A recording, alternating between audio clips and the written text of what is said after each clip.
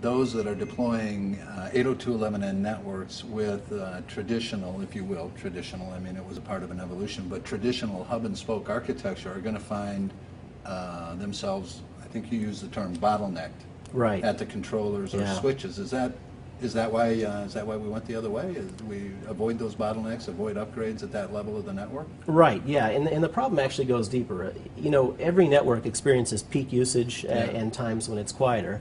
Now, a lot of times when you've got the peak usage is when really it's most critical to have that connectivity. So, you know, the real problem that some people are starting to encounter is that as there's more usage, especially when there are peak times during the day or special events that require that kind of connectivity, there's a real possibility that it won't be there for them unless this architecture is really thought through and you really find a way to avoid bottlenecks and unlock the full value, right, of that network. So the one thing we haven't done in this conversation is, I mean, we clearly haven't tipped our hand on where we're going, but I think it's pretty clear that we've got a new philosophy on architecture. Right. Clearly strong and a historical perspective on network security. Right.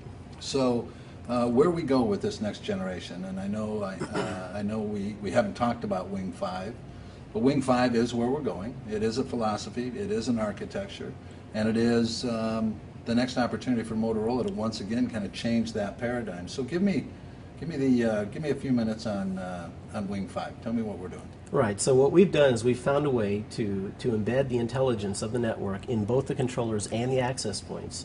And the great part here is that you can deploy network services like quality of service, like security, like mobility, right at the edge at the access point. So you don't rely on the controller to execute some of that.